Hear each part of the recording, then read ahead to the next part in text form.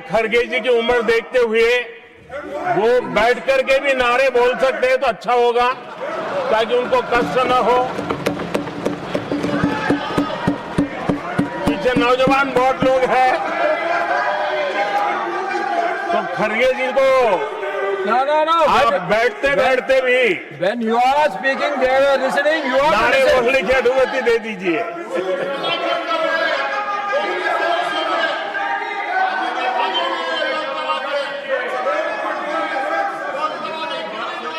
आदरणीय सभापति जी, राष्ट्रपति जी ने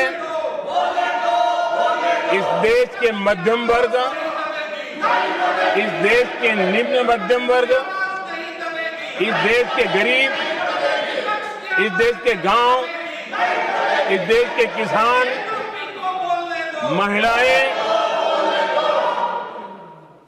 विज्ञान हो, प्रौद्योगिकी हो, कृषि हो, सभी विषयों को लेकर के बहुत ही विस्तार से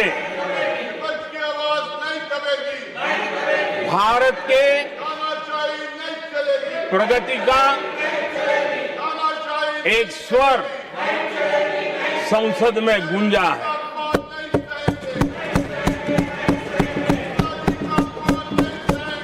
देश के नौजवान भारत के सामर्थ्य को कैसे आगे बढ़ा रहे हैं, इसकी भी विस्तार से चर्चा की है। हर वर्ग के सामर्थ्य को उन्होंने शब्दांकित किया है, और इतना ही नहीं, आदरणीय राष्ट्रपति जी ने भारत के उज्जवल भविष्य के प्रति एक विश्वास व्यक्त किया है। ये अपने आप में हम सबके लिए प्रेरक है। आदरणीय सभापति जी, 21वीं सदी का प्रथम क्वार्टर पूरा हो चुका है, लेकिन ये दूसरा क्वार्टर जैसे पिछली शताब्दी में भारत की आजादी के जंग में दूसरा क्वार्टर बहुत ही निर्णायक बना था। मैं साफ साफ देख रहा हूं कि विकसित भारत के निर्माण की दिशा में ये दूसरा क्वार्टर भी उतना ही सामर्थ्यवान होने वाला है, उतना ही तेज गति से आगे बढ़ने वाला है। और इसलिए आदरणीय सभापति जी, राष्ट्र का हर व्यक्ति ये महसूस कर रहा है कि एक अहम पड़ाव पर हम पहुंच चुके हैं। अब न हमें रुकना है, न हमें पीछे मुड़ करके देखना है। I will not go ahead to do what you are doing. आगे ही आगे देखना Please, है, my dear.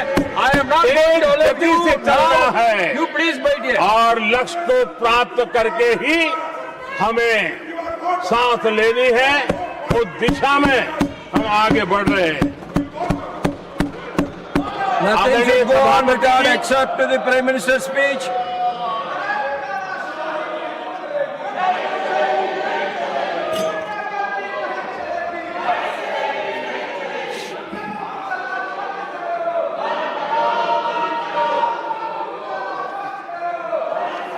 आदरणीय सभापति जी, वर्तमान में अगर हम देखें तो भारत के भाग्य के अनेक सुयोग एक साथ हमें नसीब हुए। ये अपने आप में बहुत ही उत्तम संयोग है, ऐसा मैं मानता हूं। सबसे बड़ी बात है, विश्व के समृद्ध से समृद्ध देश भी बुजुर्ग होते जा रहे हैं।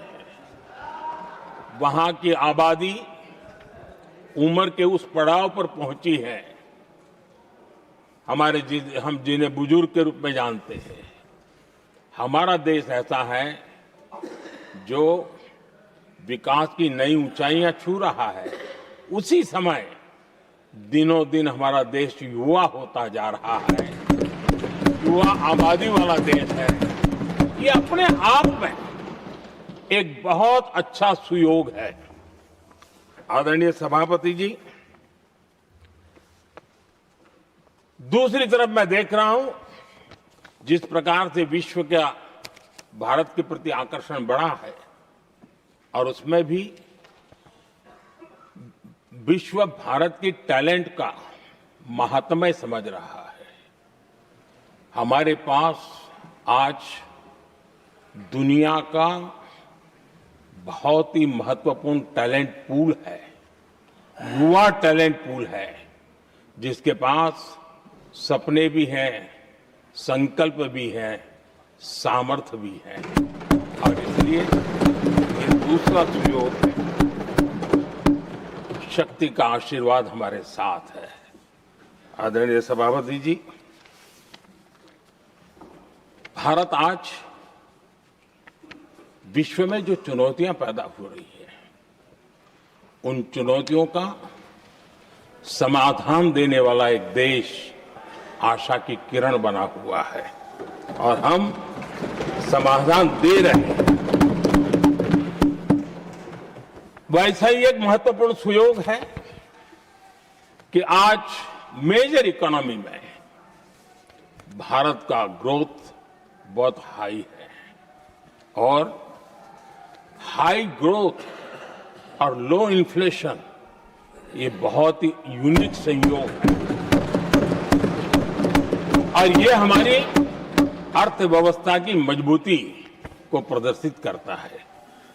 आदरणीय सभापति जी, हम जिस गति से आगे बढ़ रहे हैं, जब हमें देश की जनता ने सेवा करने का मौका दिया, तब फ्रेजाइल 5 के रूप में ये देश जाना जाता था। जब हमें अवसर मिला, तब देश आजाद हुआ, तब हम दुनिया में 6 नंबर की इकोनॉमी थे। लेकिन इन लोगों ने ऐसा एक हाल करके रखा कि 11 पे पहुंचा दिया। आज हम 3 पर जाने की दिशा में तेज गति से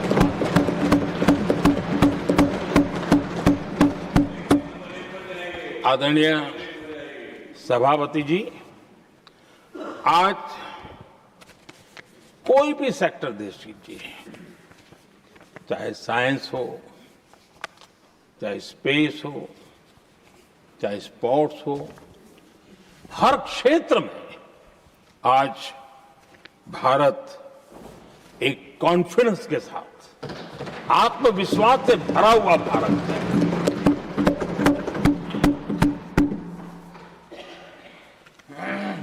कोविड के बाद विश्व में जो स्थितियां पैदा हुई और ऐसी नई नई चीजें जुड़ती गई, आज दुनिया संभल नहीं पा रही है। ऐसे में साफ साफ नजर आ रहा है कि दुनिया एक नए ग्लोबल ऑर्डर की तरफ, नए वर्ल्ड ऑर्डर की तरफ आगे बढ़ रहा है। सेकेंड वर्ल्ड वॉर के बाद एक वर्ल्ड ऑर्डर बना था, अब एक नए वर्ल्ड ऑर्डर की तरफ विश्व बहुत तेजी से आगे बढ़ रहा है। और सबसे बड़ी खुशी की बात है, सारी घटनाओं का अराजनीतिक तरीके से, निष्पक्ष भाव से विश्लेषण करेंगे तो झुकाव भारत की तरफ है।